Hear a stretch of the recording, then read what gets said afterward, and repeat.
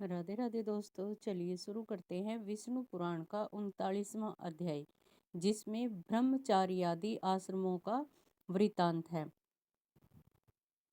और कहने लगे, उपनयन संस्कार के पश्चात बालक को वेद के अध्ययन में तैयार होकर ब्रह्मचर्य का आश्रय लेकर सतर्क होकर गुरु के घर में निवास करना चाहिए, यानी कि अपने गुरु के घर में रहना चाहिए। वहाँ निवास करके उसको सोच एवं आचार व्रत के को पालते हुए गुरु जी की सेवा करनी उचित है, और व्रतों को करते हुए स्थिर बुद्धि द्वारा वेदों का अध्ययन करना चाहिए।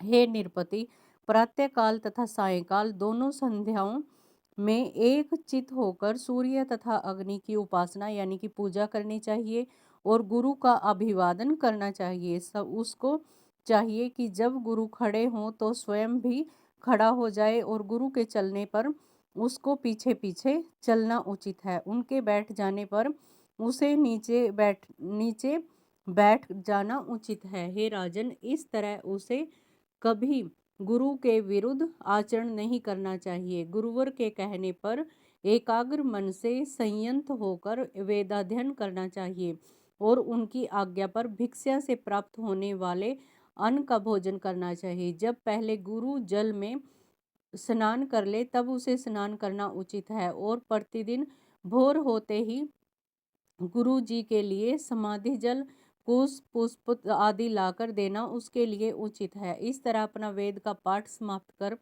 चुकने पर शिष्य को गुरु आज्ञा द्वारा उन्हें गुरु दक्षिणा प्रदान करके गृह आश्रम में प्रविष्ट होना चाहिए, यानी कि उसके बाद उसको गृह आश्रम घर गृहस्थी बसानी चाहिए।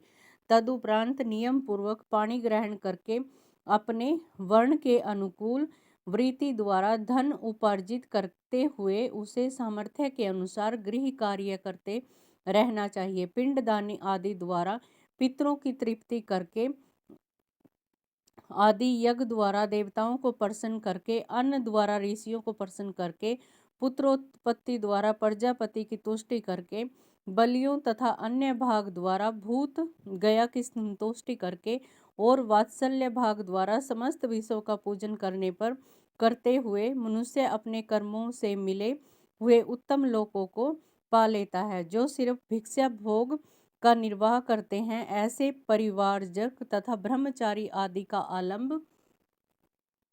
आलंब की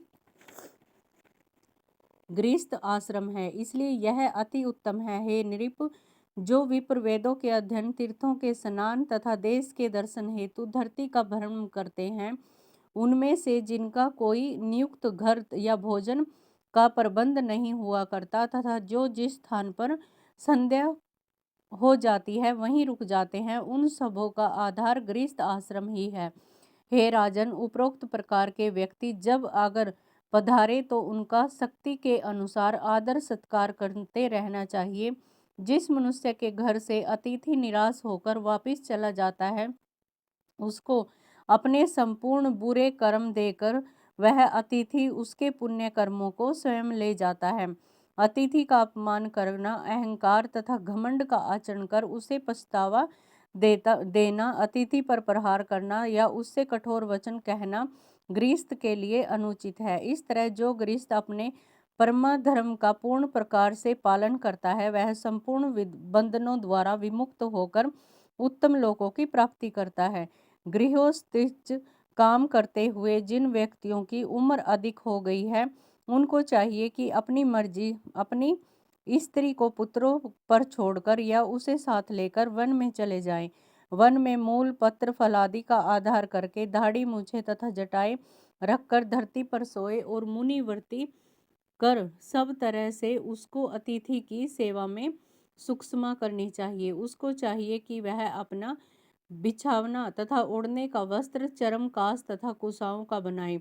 इसी तरह उसको विहित कर्म तथा देह पूजा, होम, अतिथि सत्कार, भिक्षा और बलि वैश्य देव भी है। उसके प्रशंसन कर्म वन्य के तैलादि को देह में मलना तथा शीत उष्ण को सहन करते हुए तप में लगे रहना है। जो वानप्रस्थी उपरोक्त नियमों का पालन करते हैं, यानी कि इन नियमों का पालन करते हैं, उसके संपूर्ण दोष अग्नि की तरह भस्मीभूत हो जाते हैं तथा नित्य लोकों को वह पाल लेता है। हे राजन, तृतीय आश्रम के अंतर्गत पुत्र, धन तथा पत्नी आदि के प्रेम को सदा छोड़कर और मात्सर्य को त्याग कर चतुर्थ आश्रम में, जिसे पंडित गण भिक्षु आश्रम कहा करते हैं, प्रविष्ट होना चाहिए। भिक्षु के लिए आवश्यक है कि वह धर्म एवं काम रूप त्रिविग विषयक संपूर्ण कर्मों को छोड़ दे, बैरी मित्र आदि में एक जैसे भाव मन में रखे तथा सभी जीवों का सहृदय बन जाए।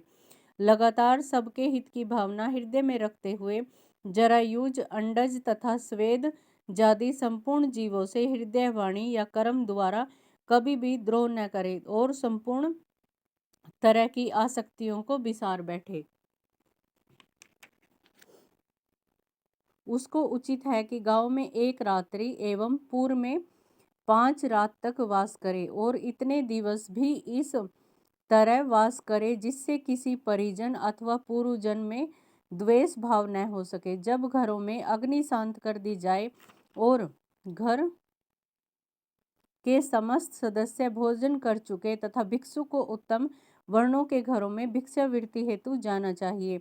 उसको काम, क्रोध, मद, मोह, लोभ आदि समस्त दुर्गुणों को त्याग कर ममताहीन हो जाना चाहिए। जो परिवारजक संपूर्ण प्राणियों को अभय दान देकर विचरण करता है, उसको कभी किसी से किसी प्रकार का भय नहीं रहता। अंत में वह ब्रह्मलोक को पा जाता है। अगर आपको ये मेरी वीडियो अच्छी लगी है तो इसको लाइक एंड सब्सक्राइब कीजिए। मिलेंगे नेक्स्ट वीडियो में।